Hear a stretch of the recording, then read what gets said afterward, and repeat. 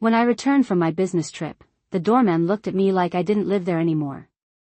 I remember that moment more clearly than I remember the flight itself. 3 hours earlier, I had been sitting in seat 12A on a plane from Chicago to New York, watching the city lights appear beneath the clouds. It had been a short business trip, only 2 days, the kind I had taken dozens of times over the years. I was tired but satisfied. At 68, I had slowed down, but I still kept a small consulting schedule for a few long-time clients. It gave me purpose, and it kept my mind sharp. My husband Richard used to say that was one of the things he admired about me, that I never stopped moving forward. Richard had been gone for 6 years now, but his voice still lived somewhere in the quiet corners of my memory. The car from the airport dropped me in front of the building just after 8 in the evening. The same limestone facade, the same warm lobby lights shining through the glass doors, the same place I had called home for nearly 2 decades.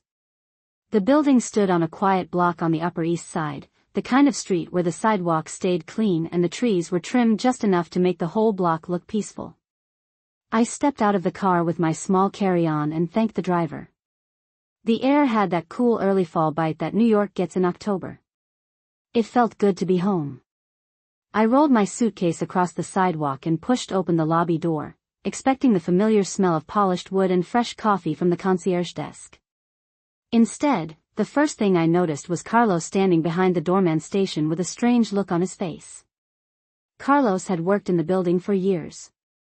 He had been there the day Richard and I first moved in. He had carried boxes during renovations and once even helped me bring up a Christmas tree that was taller than the elevator door. Usually he greeted me with a smile and a cheerful, "Welcome back, Mrs. Whitmore." But this time he didn't smile. He stepped forward quickly, almost nervously, and held out his hand in a way that made me stop before I even reached the elevators. "Mrs. Whitmore," he said quietly.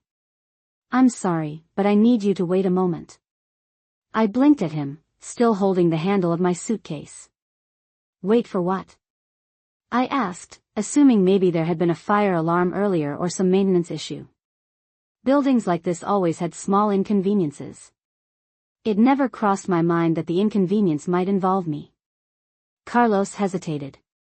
His eyes shifted toward the front desk as if searching for the right words. Then he reached beneath the counter and pulled out a large cream-colored envelope. The kind lawyers like to use. Thick paper. My name printed neatly on the front. He held it out toward me with both hands. "They asked me to give this to you," he said. For a moment, I simply stared at the envelope. Something about the weight of it felt wrong.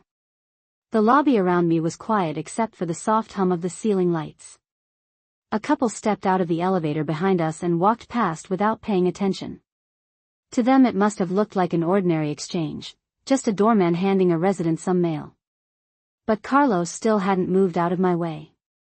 "Carlos," I said slowly, "why are you giving me mail in the lobby?" His expression tightened. "Please read it, Mrs. Whitmore." I took the envelope. The paper was cool against my fingers. My name was printed in a clean black font, Margaret Whitmore. Seeing it written like that, formal, distant, made my stomach tighten in a way I couldn't explain. I slid my finger under the flap and opened it. Inside was a single sheet of paper, folded neatly. I unfolded it and read the first line once, then twice, just to make sure my eyes hadn't betrayed me. The letter stated that effective immediately, access to Unit 14B had been transferred under new ownership authorization. The wording was precise, almost clinical. It informed me that I no longer had entry privileges to the building without prior approval from the current registered resident. For several seconds, I didn't move. I could feel the suitcase handle still in my hand, the wheels resting quietly against the marble floor. The words on the page didn't seem to belong to my life. They felt like they had been written for someone else.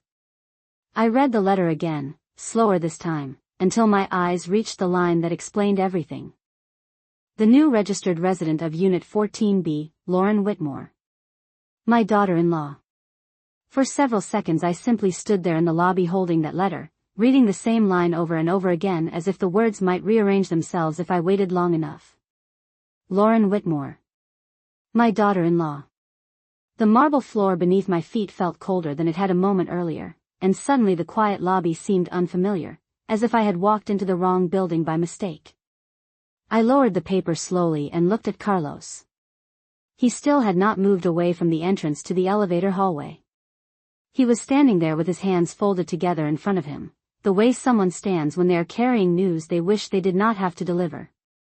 "Carlos," I said carefully, keeping my voice calm even though my mind was beginning to race, "this must be some kind of mistake." He did not answer right away. Instead he glanced down at the paper in my hand and then back at me. "I wish that were true, Mrs. Whitmore," he said quietly.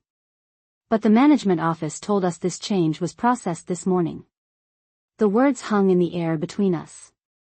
Processed this morning. I looked back down at the letter again, noticing details I had missed the first time.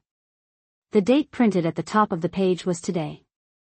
The legal language beneath it confirmed that the building had received updated residency authorization for Unit 14B. My home. The apartment Richard and I had bought together nearly 20 years earlier. I could still remember the afternoon we first stepped into it. The sunlight had poured through the tall living room windows and Richard had laughed like a man who had just discovered a secret treasure. "This is it, Maggie," he had said, using the nickname only he ever used. "This is where we are going to grow old." I had believed him. We both had.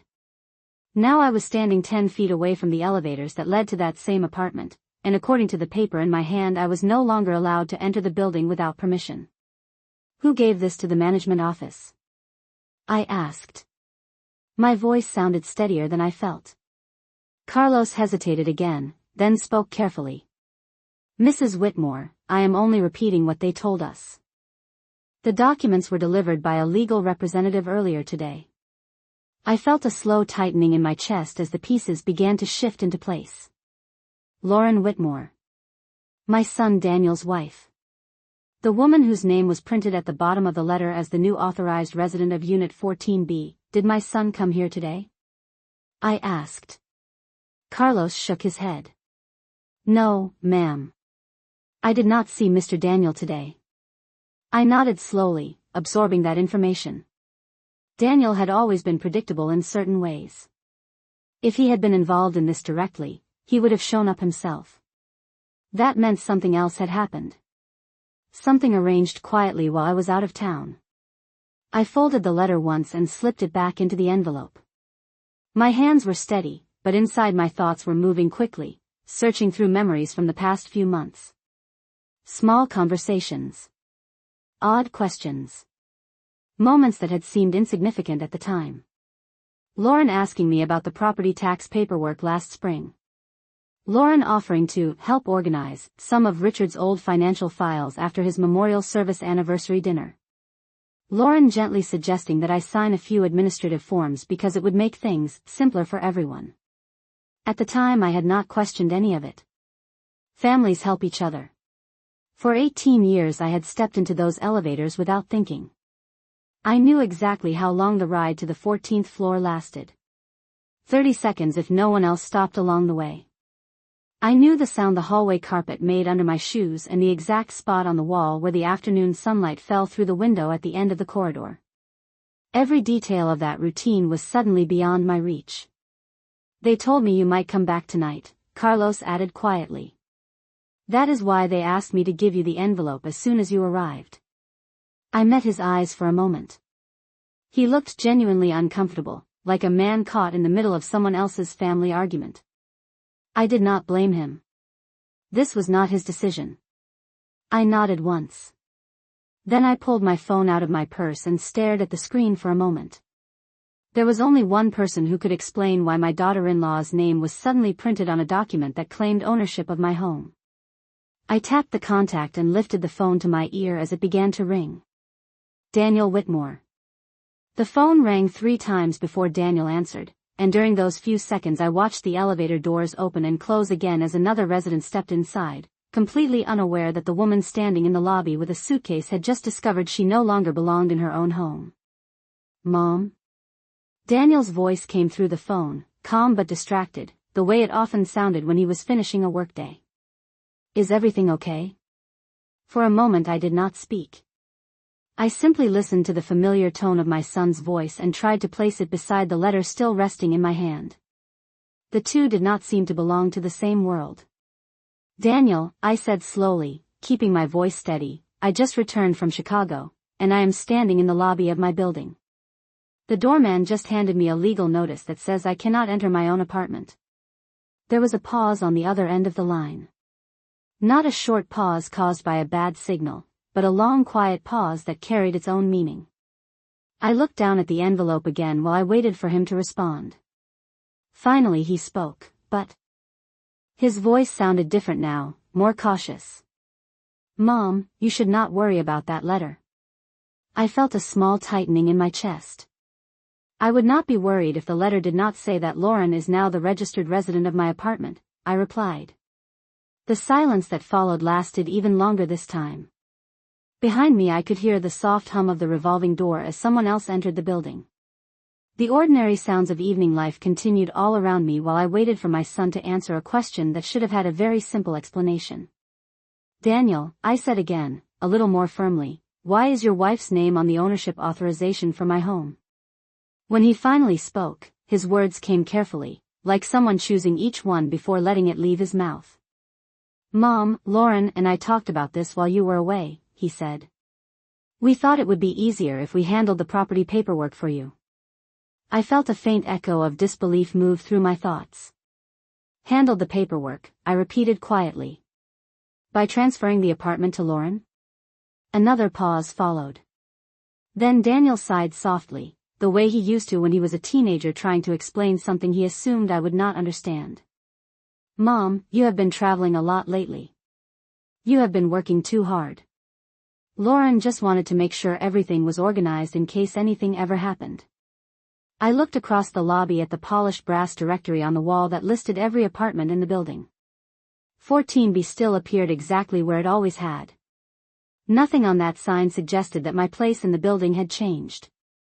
"Daniel," I said carefully, "I have lived in that apartment for 18 years. Your father bought it for us after he sold the company. I would like to know when you decided that it was no longer my home." This time Daniel answered more quickly, but the calm tone in his voice had become slightly defensive. "Mom, nobody is saying it is not your home," he said. "We just updated the legal structure so Lauren can manage things. It is just administrative." Administrative. The words sounded strangely hollow considering the doorman had just stopped me from entering the building. I glanced at Carlos again. He was pretending to look at a clipboard on the desk, giving me the privacy of the conversation, but I could tell he was listening carefully. "Administrative changes do not usually involve changing the locks on the apartment," I said quietly. The reaction on the other end of the phone was immediate. "What do you mean the locks were changed?" Daniel asked. That question surprised me enough that I almost laughed. "Your building management changed them this afternoon," I replied. "Carlos just told me." Another long silence followed. This one felt different from the earlier ones. It sounded less like hesitation and more like confusion. "Mom," Daniel said slowly, "Lauren told me the documents would only update the management authorization. She never mentioned anything about you being denied entry." I studied the letter again, reading the same sentence that had frozen me in place 10 minutes earlier. "Access privileges revoked pending authorization from the current registered resident."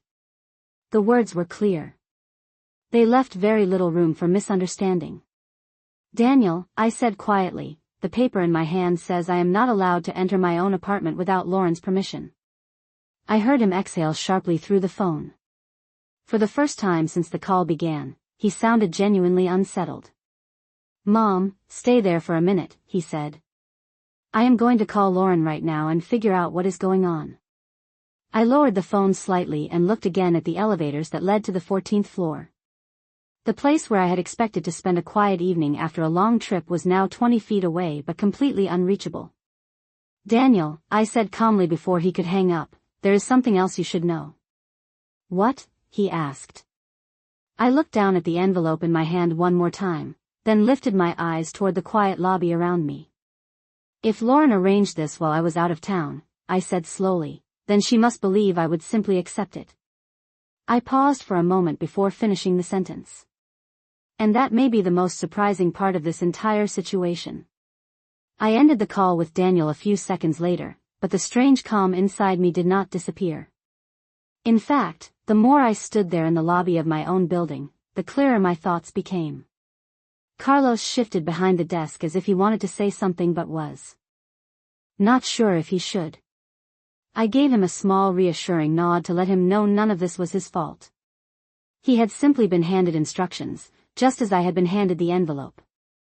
The difference was that the instructions in that envelope were meant to change the course of my life. I walked slowly toward one of the leather chairs near the large front window and sat down with my suitcase beside me. The city outside continued moving like it always did. Yellow taxis passed the corner. A delivery truck stopped briefly across the street. Somewhere down the block someone laughed loudly. New York had a way of ignoring personal drama. The city did not stop just because one person suddenly discovered that her own home had been taken from her. I placed the envelope on my lap and looked at the letter again. The legal language was very precise. Someone had spent time preparing this. This was not the kind of document that appeared overnight without planning. Lauren had always been organized. I remembered the first time Daniel introduced her to Richard and me nearly 9 years earlier. She had arrived at dinner with a carefully wrapped bottle of wine and a small notebook where she had written down questions about our family history. At the time I had thought it was charming.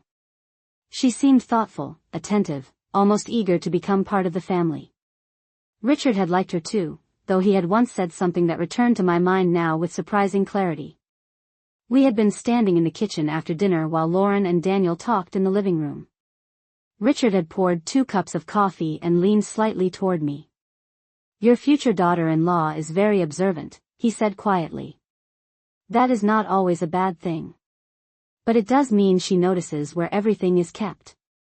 I had laughed at the time and told him he was imagining things. Richard had simply smiled and changed the subject.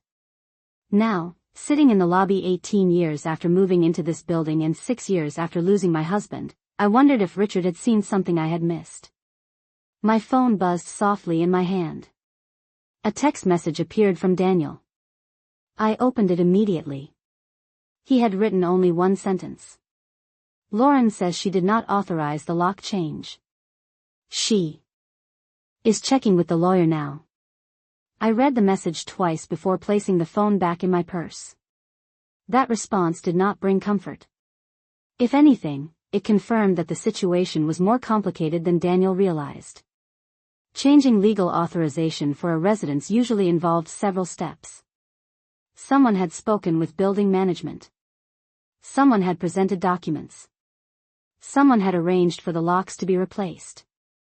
Those were not small administrative adjustments. Those were decisions. I leaned back in the chair and looked again toward the elevators. For nearly 2 decades that elevator ride had been the quiet transition between the noise of the city and the calm of my home. Richard used to joke that the elevator was our 30-second vacation from the outside world. We would step inside, the doors would close, and for half a minute it felt like we were suspended somewhere between responsibilities and rest. When the doors opened on the 14th floor, we would walk down the carpeted hallway and enter a place that belonged entirely to us. I could picture every corner of that apartment even now. The tall windows facing east. The small bookshelf Richard built beside the fireplace. The framed photograph from our anniversary trip to Maine hanging near the dining table. All of it was still up there, exactly the way I had left it 3 days earlier. But now there was a new fact sitting quietly beneath those memories. According to the letter in my lap, someone else had claimed authority over that space while I was gone. The thought did not make me angry in the way people might expect. Instead it made me curious. Because Lauren Whitmore was ambitious, yes, but she was also careful. She rarely acted without believing she had already secured the outcome she wanted. That meant she must have believed the documents she submitted were strong enough to remove me from the apartment completely. I folded the letter slowly and placed it back inside the envelope. Then I looked toward Carlos again. "Carlos," I said gently. He stepped closer. "Yes, Mrs. Whitmore." When the management office received those documents this morning, I asked, did they say who delivered them?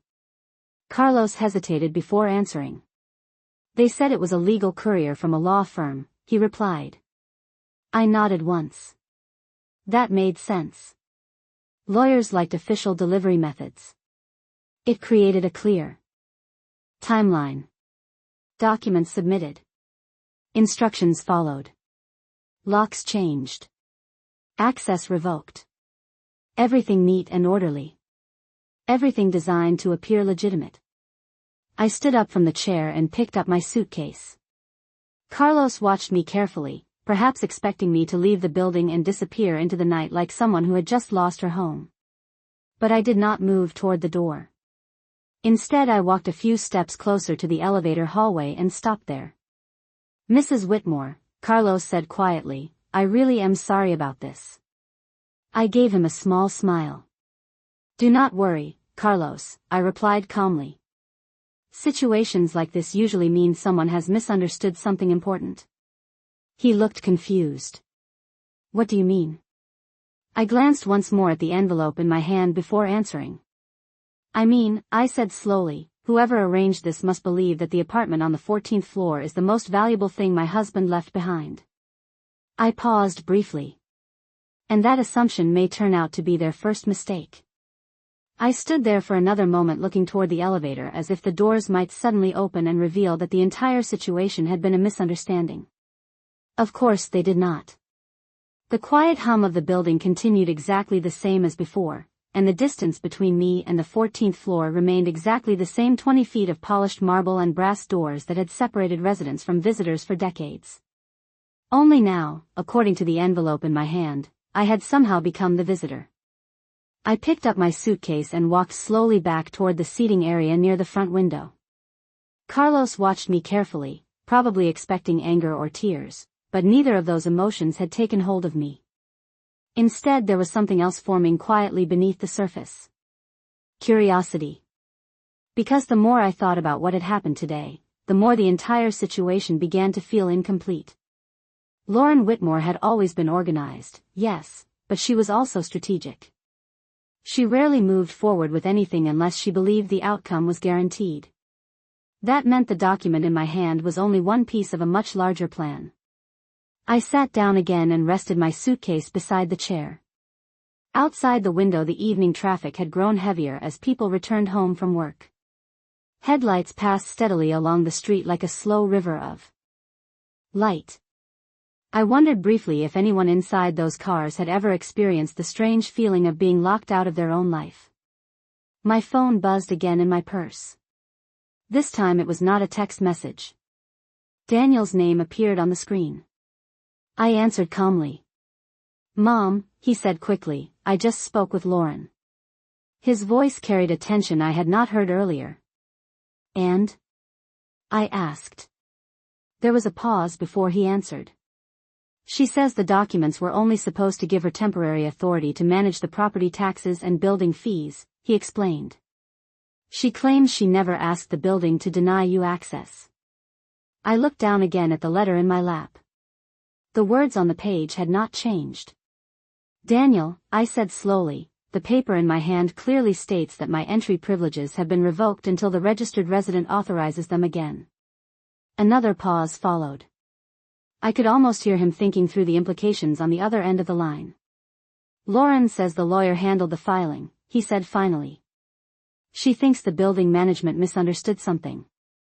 I leaned back in the chair and studied the high ceiling of the lobby. The building had been constructed in the late 1980s, and Richard had always liked the clean architecture. Your father used to say that paperwork rarely misunderstands anything, I said quietly. It usually says exactly what someone intended. Daniel did not respond right away. When he finally spoke, his voice sounded uneasy. Mom, maybe you should come stay with us tonight while we sort this out. The suggestion was polite, but it carried an assumption that I found interesting. It assumed that the events of today had already changed my position. That I was now someone who needed temporary shelter rather than someone who owned the place above our heads. Daniel, I replied calmly, I do not think that will be necessary. But Mom, he said, sounding slightly confused. "You cannot get into your apartment right now." I glanced toward the elevator again. "That is correct," I said. "At the moment I cannot." The distinction between those two statements mattered. One described the present. The other assumed the future.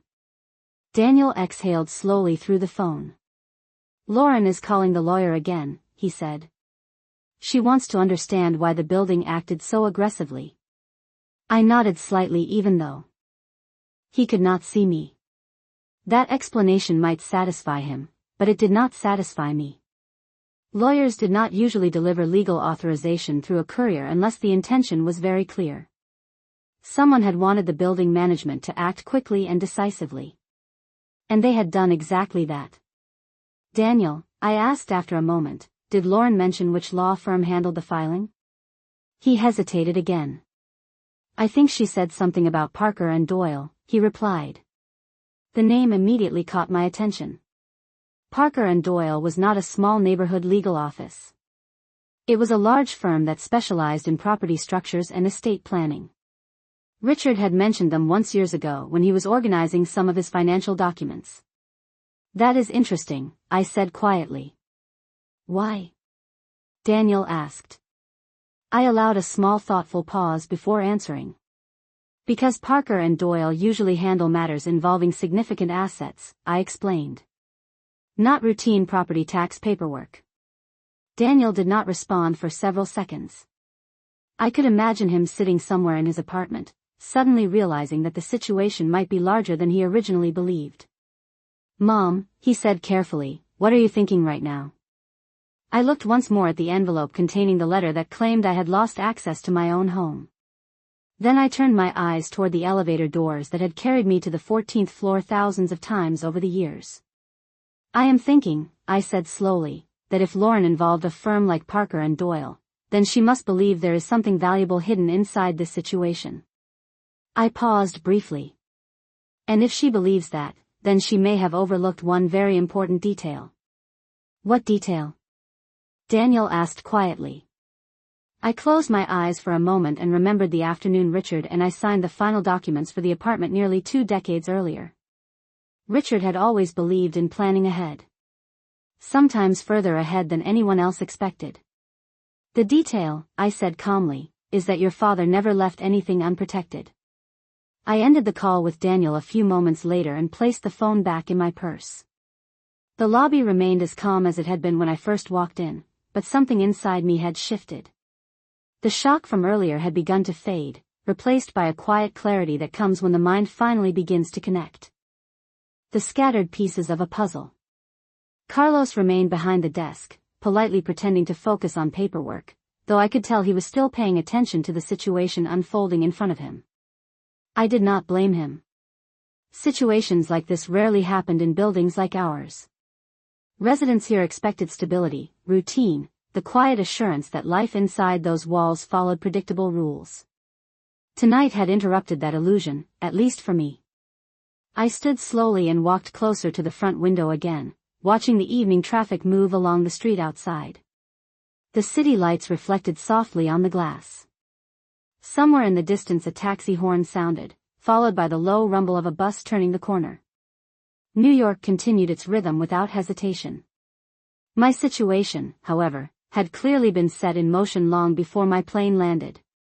Lauren Whitmore had not woken up this morning and casually decided to file legal documents with a major law firm.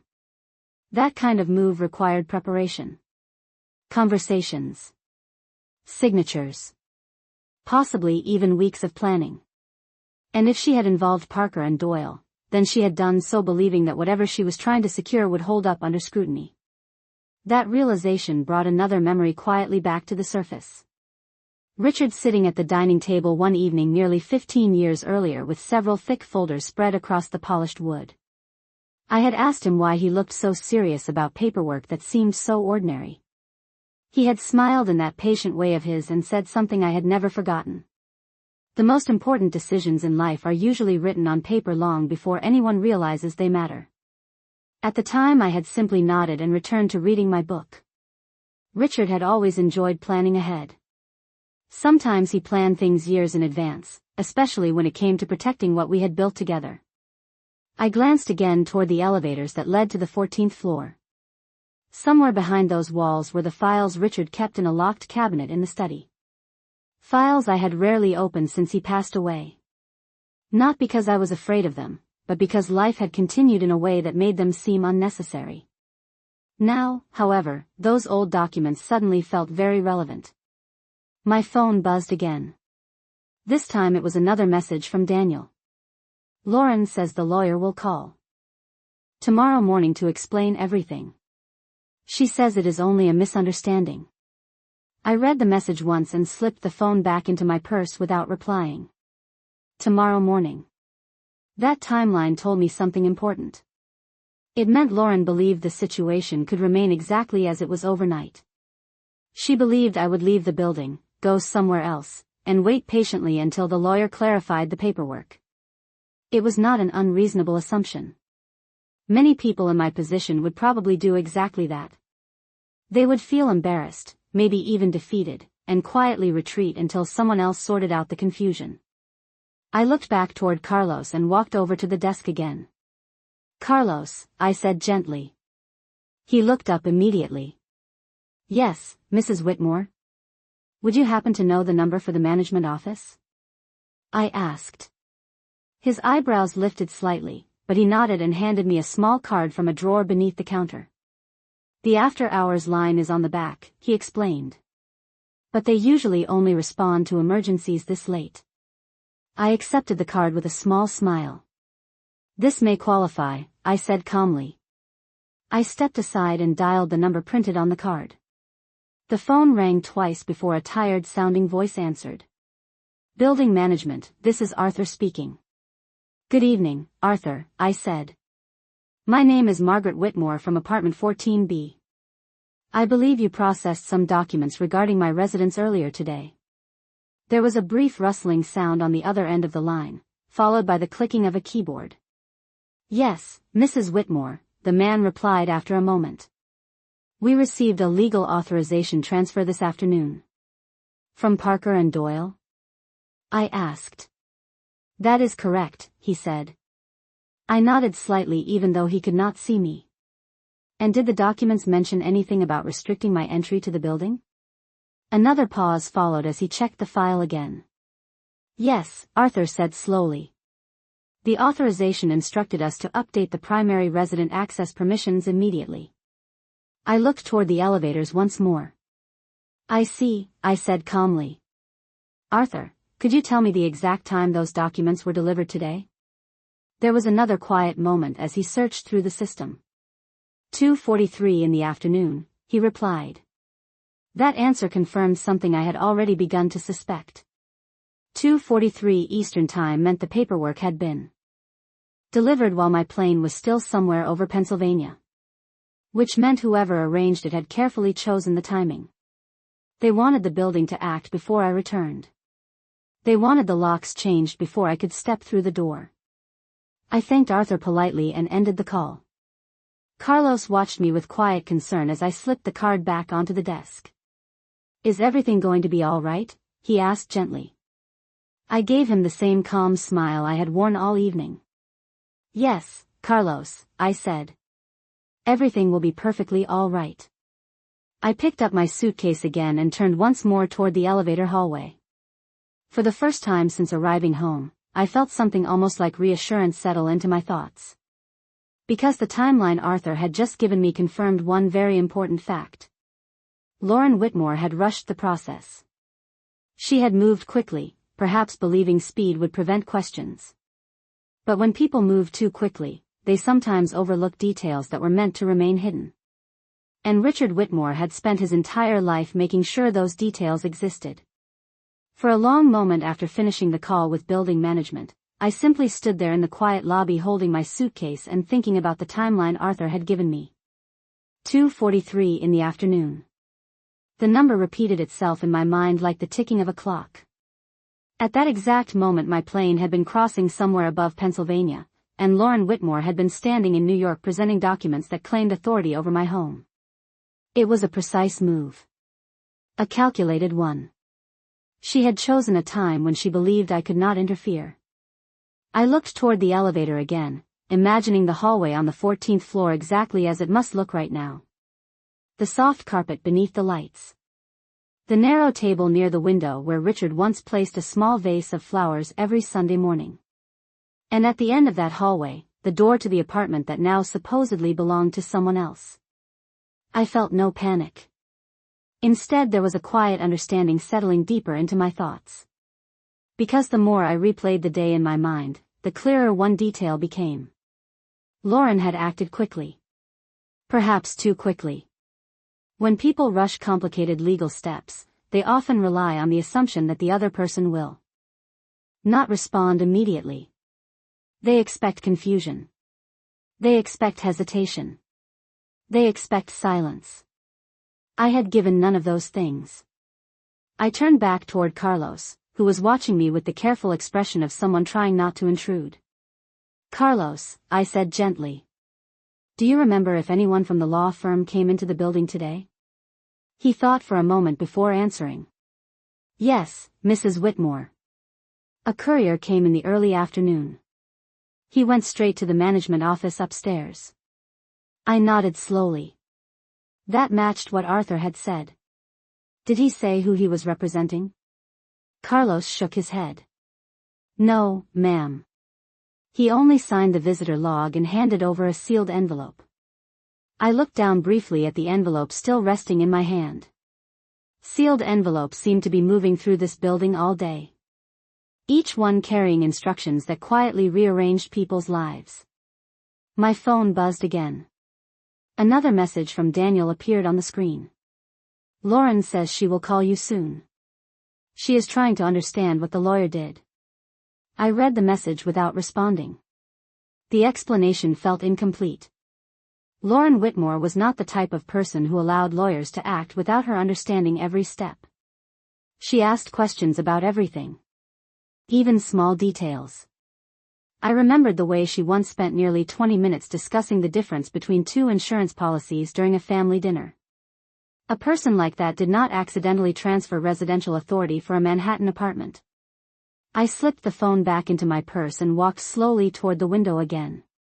Outside, the evening had deepened into full darkness, and the reflections of the streetlights stretched across the glass like long golden lines. My mind drifted briefly to the day Richard and I finalized the purchase of the apartment. We had been sitting in a conference room with a stack of documents in front of us while a young attorney carefully explained each signature line. Richard had listened politely, then asked several questions that surprised the lawyer. Not simple questions.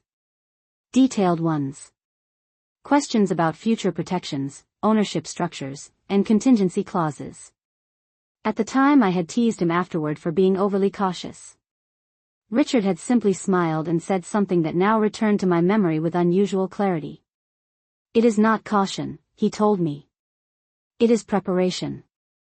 I closed my eyes for a moment and allowed that memory to settle into place beside the events of today. Lauren believed she had taken control of the apartment. The paperwork said so. The locks had been changed. The building management had followed the instructions they were given. Everything appeared clean and final. But appearances were not always the full story. Richard Whitmore had built his entire business career on understanding how systems worked beneath the surface. And when he planned something important, he rarely left only one layer in place. My phone vibrated again before I could continue the thought. This time the screen displayed Lauren's name. I answered calmly. "Margaret," she said quickly, her voice carefully composed but slightly strained. "I just heard about the confusion at the building." I leaned lightly against the window and watched the traffic pass below. "Confusion is an interesting word for it," I replied evenly. She hesitated before continuing. "The lawyer was only supposed to update the management authorization while you were traveling," she explained. "There must have been a miscommunication with the building staff." I did not interrupt. I simply listened. "I promise you this was never meant to prevent you from entering your apartment," she added. I looked again toward the elevators. "Lauren," I said calmly, "do you know what time the documents were delivered today?" She paused. I believe it was sometime in the afternoon, she said. 2:43, I replied quietly. There was silence on the line for several seconds. How do you know that? She asked. Because I asked, I said simply. Another pause followed. I could almost hear the careful calculations forming in her mind. Margaret, she said slowly, I think we should wait until tomorrow morning when the lawyer can explain everything. I allowed a small thoughtful pause before answering. Tomorrow morning will certainly be interesting, I said. Why do you say that? She asked. I looked once more at the elevator doors, then down at the envelope that had started this entire chain of events. Because, I said calmly, your lawyer may not be the only person reviewing those documents tomorrow. Lauren did not answer immediately after I said that someone else might be reviewing the documents tomorrow. The silence on the line stretched long enough for me to hear the faint hum of the city outside the window again. When she finally spoke, her voice sounded slightly tighter than before. Margaret, I think. We may be getting ahead of ourselves, she said carefully. This situation is probably much simpler than it appears. I let the quiet settle for a moment before replying. Perhaps, I said calmly. But simple situations rarely involve a courier, a major law firm, and new locks installed while the homeowner is on a plane. Another pause followed. I imagined her standing somewhere in her kitchen, phone in hand, realizing that the evening had not unfolded the way she expected. The lawyer assured me everything was routine, she said finally. Then I am sure tomorrow morning will clarify many things, I replied. I ended the call politely a moment later and slipped my phone back into my purse. The lobby had grown even quieter now. The steady stream of residents returning home had slowed, and the building lights reflected softly across the polished marble floor. Carlos glanced toward me again with the same careful concern he had shown since I first arrived. I walked back toward the seating area and set my suitcase beside the chair once more. I was no longer waiting. Waiting suggested uncertainty. What I was doing now was observing. Because the longer I remained in that lobby, the more certain I became that the evening had revealed something Lauren had not intended to show. She had assumed the documents would settle everything immediately. She had assumed I would arrive home, read the notice, and retreat quietly until someone explained the situation the next day. Instead, I had asked questions.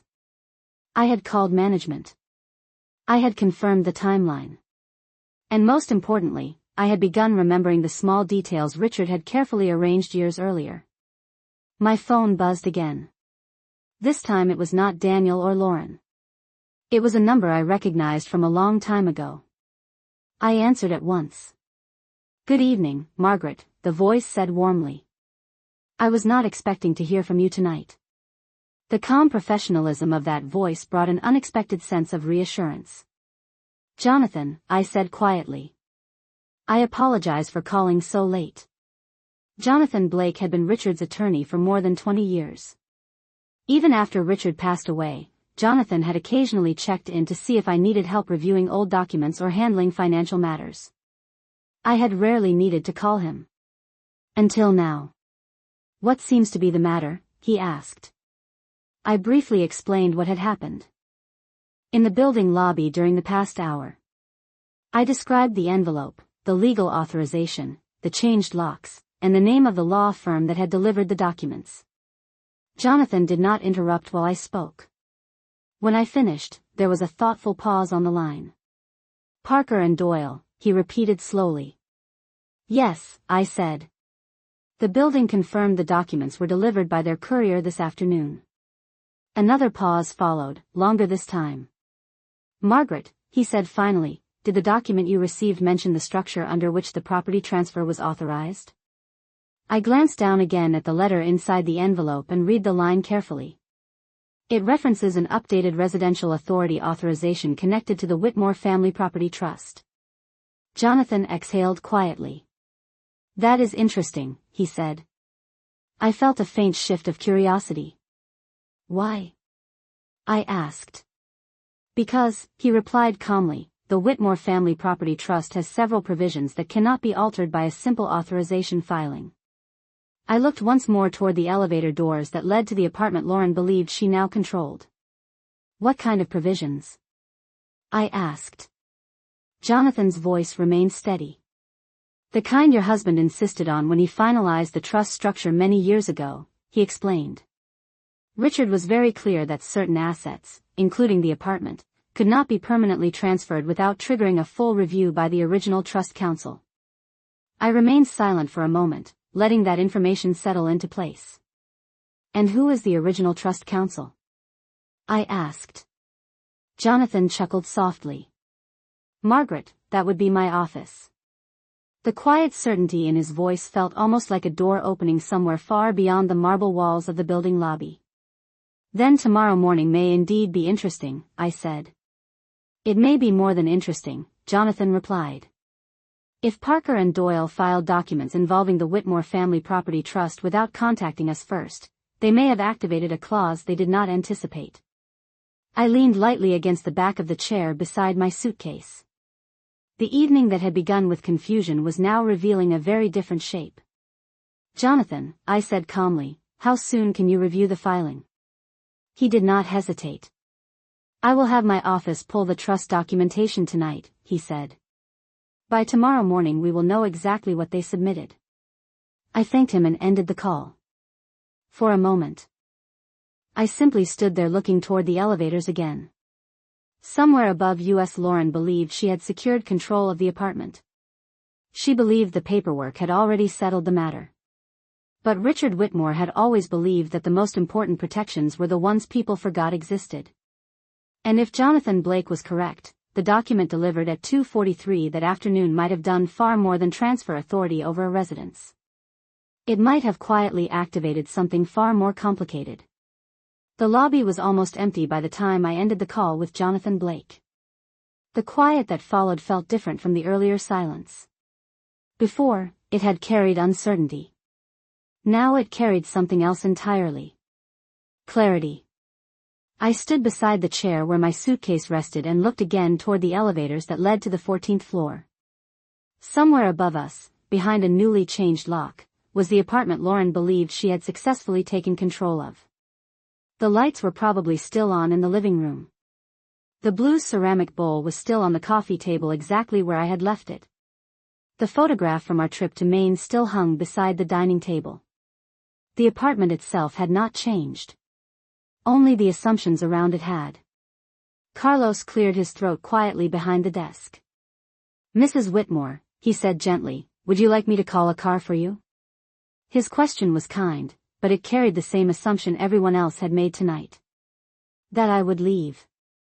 That I would step back from the building and return tomorrow after the lawyers finished discussing paperwork. I turned toward him and smiled politely. Thank you, Carlos, I said. But I think I will remain here a little longer. He looked slightly surprised, though he nodded respectfully and returned to the desk. I walked slowly across the marble floor again, letting the quiet rhythm of my footsteps echo softly in the nearly empty lobby. When Richard and I first moved into this building 18 years earlier, he used to say that the lobby felt like the entrance to a theater. People passed through it every day carrying their own private stories. Tonight mine had become more complicated than I expected. I reached the front window and looked out at the street once more.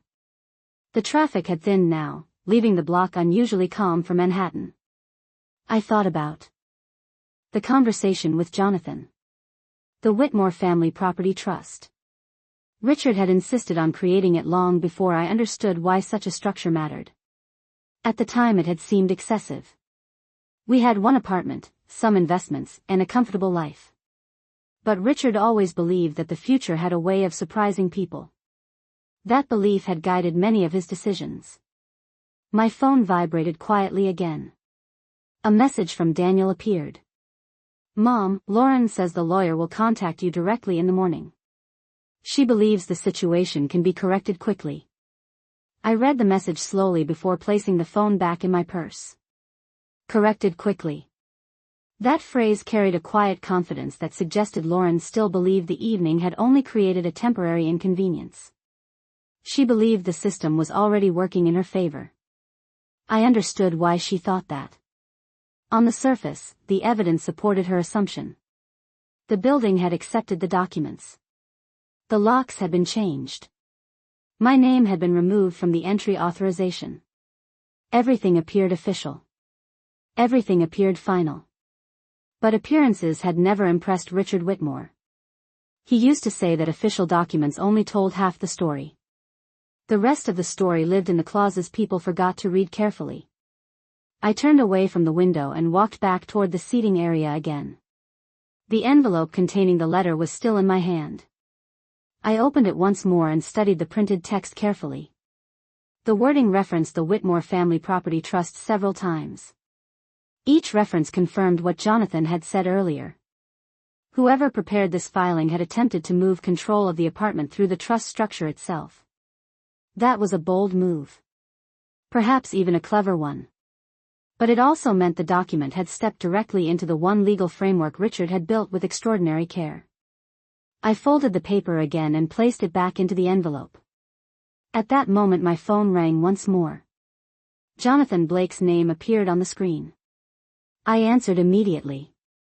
"Margaret," he said without hesitation, "my office has located the trust documents. I thought you would want to hear this tonight." I waited quietly. "Your husband included a very specific provision regarding the apartment," he continued. "If any party attempts to transfer residential authority without approval from the original trust council, the entire trust structure automatically enters review status." I leaned lightly against the back of the chair beside my suitcase. "What does review status mean?"